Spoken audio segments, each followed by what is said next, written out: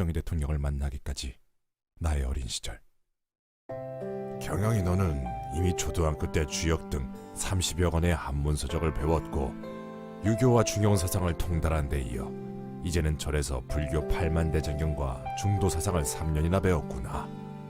이제 어디로 갈 생각이느냐? 고등과정을 배우기 위해 협성산업 전수학교로 들어가려고 합니다. 그래, 나는 곧 미국으로 떠난다. 총명한 기운이 가득한 너인 만큼 알아서 다 잘할 것으로 생각한다. 경영이 너를 믿는다. 감사합니다, 스님. 스님은 미국으로 포교차 떠나셨다. 스님이 떠나고 난 후 절의 일은 더욱 많아져 나는 공부하기 위해 어떤 스님의 소개로 세검정의 작은 암자로 들어가게 되었다. 저 혹시 여기 청룡사라는 암자가 어디 있습니까? 학생이 왜 해저녁에 절을 찾는 거야? 제가 머물 곳이 없어 청룡사에 가서 낮에 일해주고 밤에는 학교에 다니려고 합니다. 우린 삼각선 제1기도원에서 기도하고 내려오는 길이야. 그러지 말고 광화문에 있는 내수동 교회의 목사님께 가서 공부하는 게 어떠니? 아주머니들은 내 책가방을 빼앗다시피 가져가곤 곧바로 교회로 나를 데리고 갔다. 그렇게 우연히 만난 아주머니들의 도움으로 광화문 내수동교회 홍근선 목사님의 양아들이 되었다.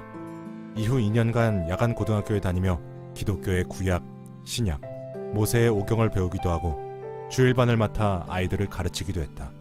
그러나 교회 재정이 점점 어려워져 나는 서울역의 동양당이라는 공장에서 금반지를 만들어 수출하는 일을 하게 되었다.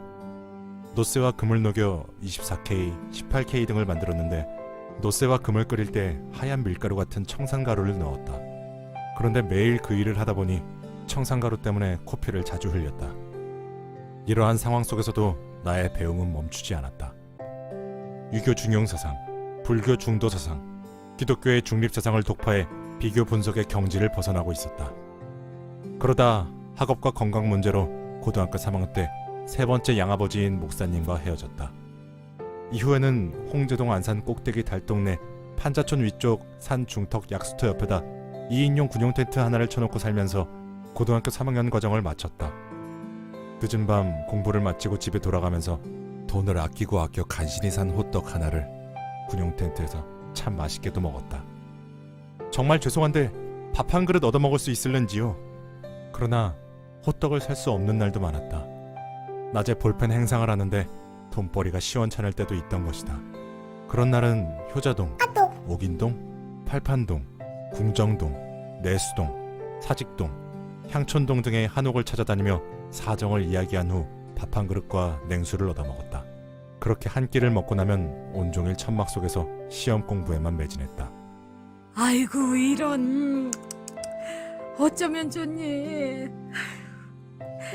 여기 내 아들이 먹는 보약인데 한참 먹거라. 감사합니다. 우리 아이랑 나이가 비슷해 보이는데 어찌 이런 고생을 하노. 한 번은 내 또래의 고등학생 아들을 둔 아주머니가 나의 앙상한 모습을 보고 눈물을 흘리며 아들이 먹는 보약 한 첩을 건넸다. 아주머니는 오래도록 내 손을 붙잡고 우셨다. 또 한겨울에는 너무 추웠지만 내복이 없어 교복 속에 신문지를 넣고 학교에 다니다 친구들에게 들켜 망신을 당한 적도 있다. 또 어떤 때는 한참 잠을 자고 있는데 텐트 속에 노루가 들어오기도 하고 들쥐가 들어와 잠자는 나의 코끝을 무는 등 수많은 일이 있었다. 이외에도 눈보라에 천막이 날아가 버린 일, 천막을 찾다가 미끄러져 다리가 부러진 일 등 생각하면 지금도 눈물 나는 일이 셀 수 없이 많았다. 학생, 실내용 슬리퍼를 팔아보는 건 어떻겠나? 성치 못한 다리로 라면만 얻어먹는 걸 내 보았네. 지금은 다리가 다 나았나 보군. 에휴, 그렇지만 말라도 너무 말랐어. 여기 사람들 다 고생하지만 학생처럼 또 고생하는 사람은 처음 보았네. 여기 슬리퍼 10켤레를 줄 테니 이 돈으로 다시 학교에 가길 바라네. 기프스를 한 채 학교에 가지 못하는 나를 눈여겨보던 판자촌 주민 중 한 사람이 실내용 슬리퍼 10켤레를 주었다. 나는 감사한 마음에 뜨거운 눈물을 흘리며 연신 그에게 절을 했다. 그러고서는 곧장 실내용 슬리퍼를 신을 만한 동네인 장충동으로 갔다. 그곳에서 으리으리한 집을 발견했는데 그 집 차고에서 당시에는 처음 보는 고급 승용차가 나왔다. 나는 그 차에 오르려는 사람에게 달려가 말했다. 선생님, 저는 이 슬리퍼 10켤레를 팔아야 학교에 갈 수 있습니다. 저에게 공부할 시간을 좀 주실 수 없겠습니까? 이 은혜는 꼭 잊지 않겠습니다. 그 어른은 아무 대답 없이 나를 한참을 바라보더니 갑자기 내 손을 잡아 끌고 집으로 들어가 밥을 먹였다. 그러고는 조용히 내가 살아온 사연을 듣더니 그는 나지막이 말했다. 자네 나의 양아들이 되어주지 않겠나? 나중에서야 알고 보니 그는 바로 한국 첫째 재벌인 이병철 회장이었다. 그렇다. 산꼭대기에서 2인용 군용 텐트에서 생사의 고비를 넘나들던 내가 한국 첫째 재벌의 양아들이 된 것이다. 이후로는 양아버지의 권고로 한국 첫째 그룹의 인사와 경영에 관한 자문을 하기 시작했고 수직 권위주의 경영을 수평 네트워크 경영으로 바꾸었다. 허경영님이 들어오시고 나서 사내 문화가 완전히 바뀌었어. 능력과 책임 제도로 사원 채용 시험을 시스템화하니 중역들의 개입이 사전 차단되지. 나이는 어리지만 정말 놀라울 정도로 대단한 분이다. 직원들의 나에 대한 칭찬은 끊이지 않았다. 그러나 그럴수록 더욱 겸손해지며 그룹 정비에 임했다. 더불어 나는 신입사원의 관상을 보기에 사자상과 쥐상을 뽑지 않는 10가지 비결을 적용해 직원의 노동조합 발생 가능성을 최소화했다. 대신에 근로자에게 최상의 대우를 하는 제도를 만들었다. 아들아, 어떻게 하면 노동쟁이나 노조 결성이 없는 인사 문화를 만들었느냐? 나에게도 비결을 알려줄 수 있겠느냐? 네, 물론입니다.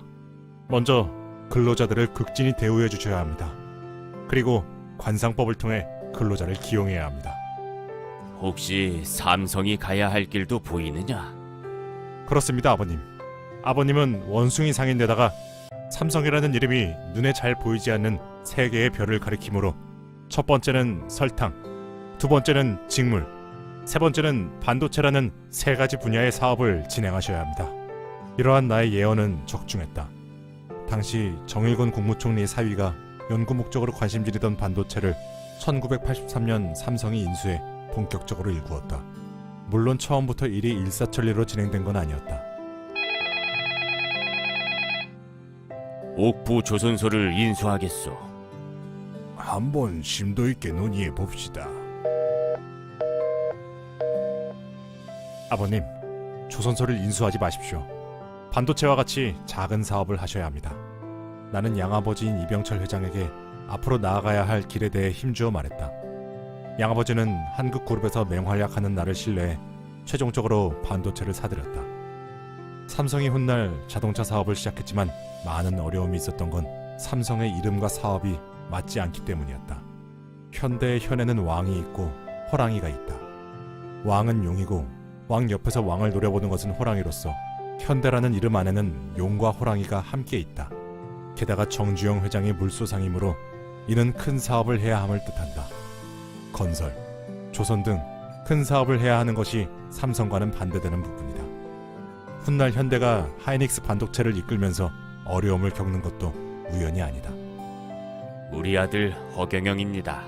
어린 나이에 천재 경영 자문을 하며 기업을 성공적으로 이끌고 있습니다. 양아버지는 나를 각계각층에 자랑하기 시작했다. 그러다 20세 때 박정희 대통령을 만나 뵙기에 이르렀다.